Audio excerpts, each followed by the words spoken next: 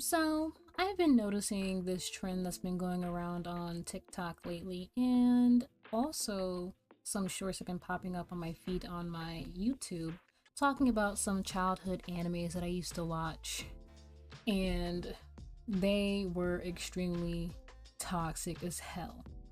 And they were one of the ones under the genre of romance. And if anybody knows romance, those old romance animes from like early 2000s and probably even a little bit further back than that, they had a very interesting way of showing the most unhinged, questionable, mind frustrating situations for romance.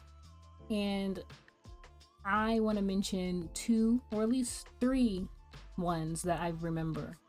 So the one I'm going to start with first is Itaka Kiss, if I'm saying that right. Pretty much, just to summarize it, it's high school themed. Girl falls in love with this very smart, highly narcissistic main character, has this girl running through loops to gain his attention.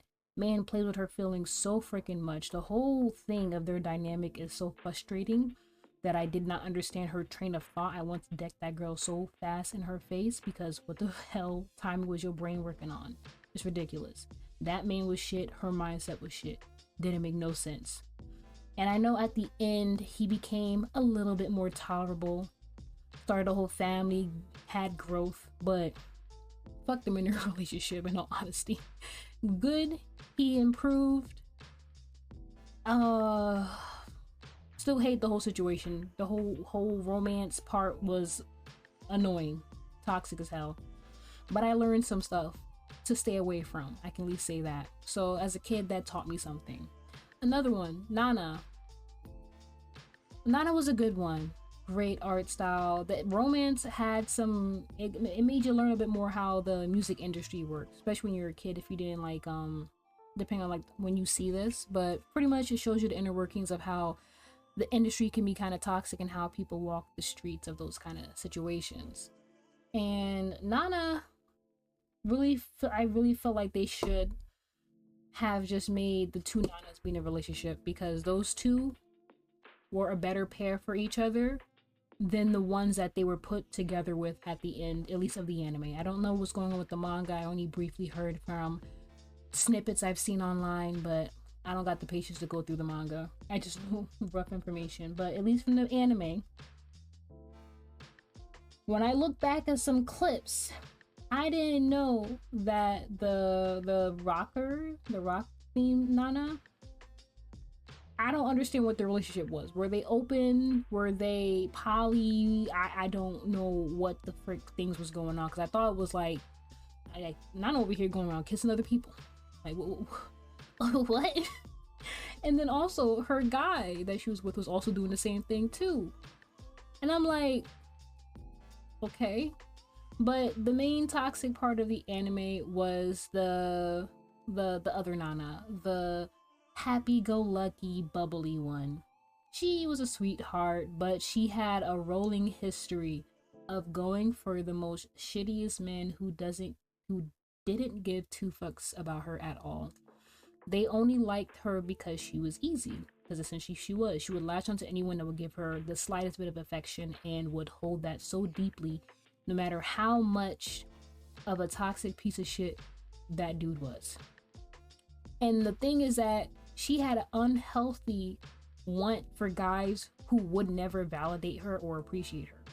She would, even when she had this one guy, I don't remember his name, but blonde-haired guy who's also part of the band, who was a sweetheart, supportive, caring, loving, patient with her and all that good stuff. And you know, she recognized that, but girl could not handle that.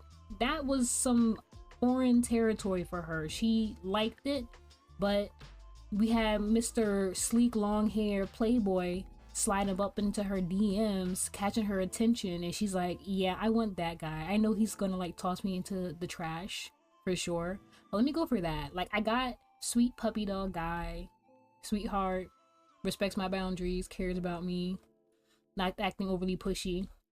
And it goes for the guy who treats her like shit.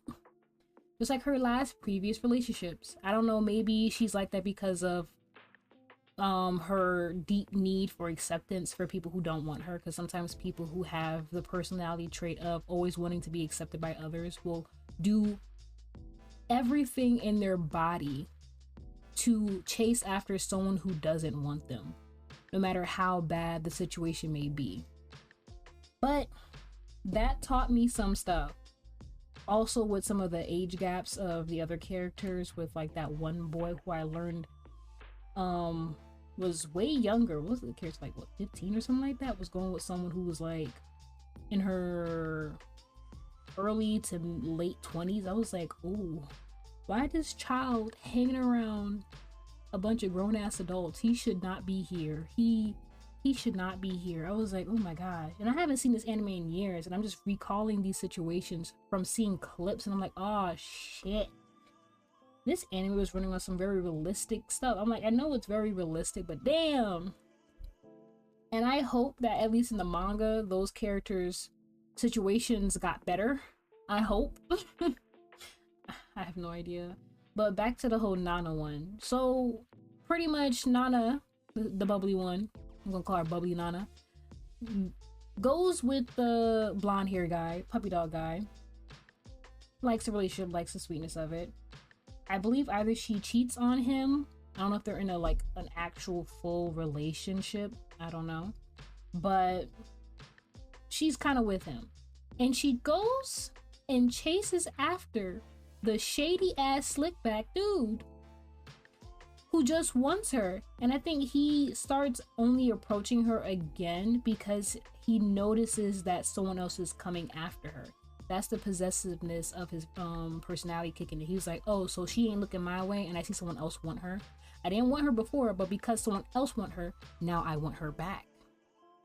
Just for the thrill of it, just for my ego to be fed. That's pretty much how he was. This girl goes and get herself knocked out. She gets herself knocked out with the playboy. And my child self, wanted to smack her so hard up the back of her head over here having this baby by this man. I'm like, my lord. And my kid self was like, woo.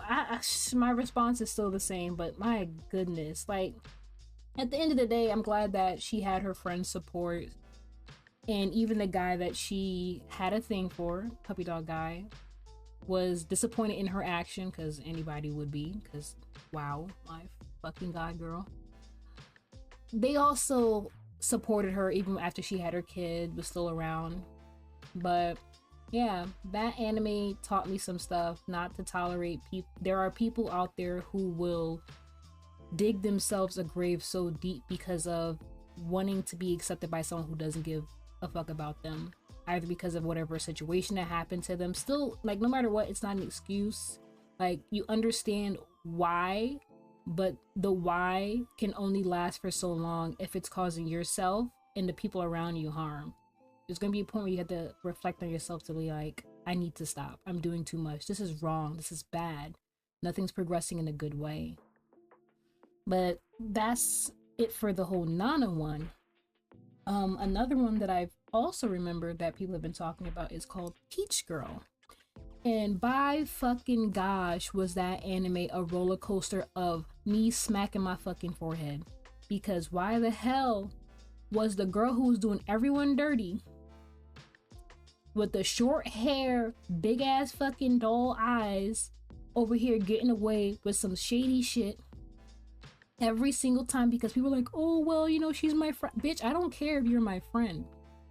My friend will not be saying false accusations about me, trying to take my boyfriend, trying to fuck up my reputation in the school and anyone who seems to have the slightest bit of care for me, just because you want to validate your own existence and your own insecurity because you feel like no one actually loves you because of your fricked up mother situation. That's not my problem. Figure that shit out on your own. Because how the hell you're gonna do your friend dirty who sticks by you no matter what? Even though I wanted to smack the main girl who kept sticking with her. No, I don't remember these characters that much anymore, but Peach Girl, the one black girl or tanned skinned girl in the anime, that her friend was with the short hair was constantly starting some drama with her, making her look bad, trying to ruin her life because of her own insecurities.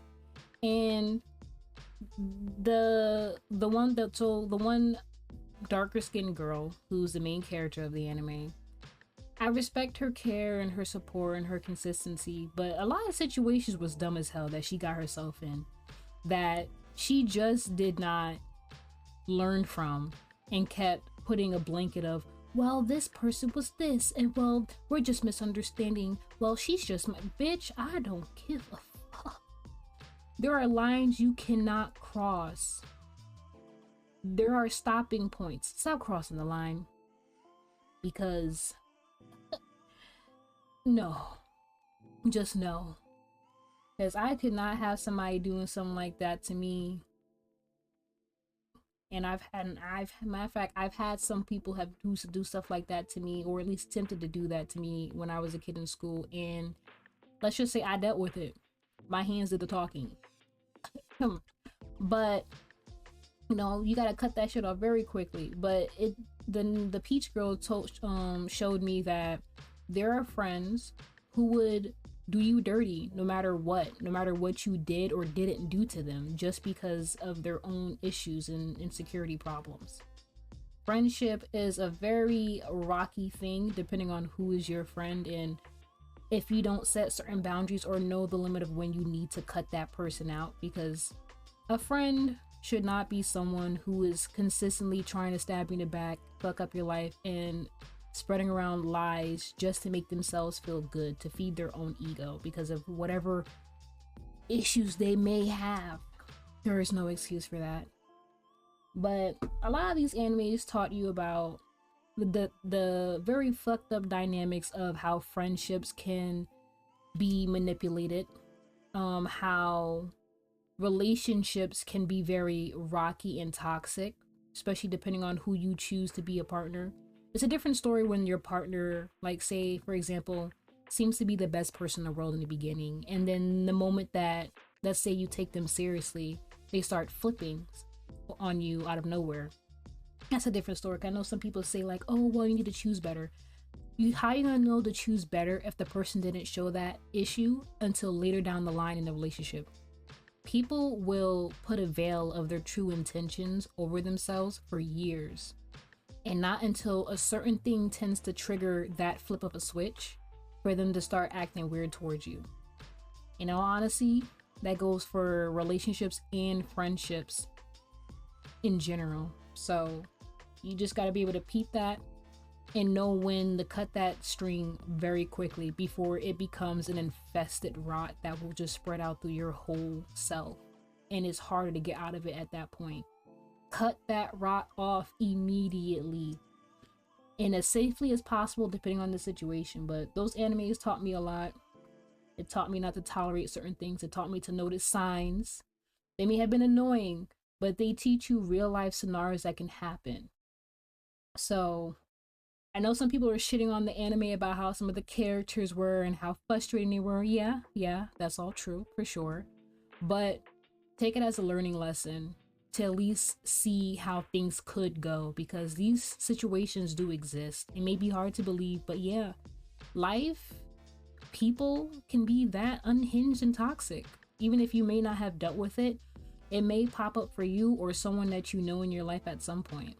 But yeah, life be weird, people are weird, connections are weird, but it's all about realizing it, dealing with it in the, I guess, best way you can depending on the situation, and knowing when to leave, which is always the hardest part, knowing when to leave and step away. But that is the point where, you know, you make the biggest change in your life that can be better for yourself. But yeah, that's pretty much what I just wanted to go about from some childhood animes that I used to watch that helped me learn some, let's say, survival skills. But yeah, that's all I want to chat about. Thanks for watching. Bye.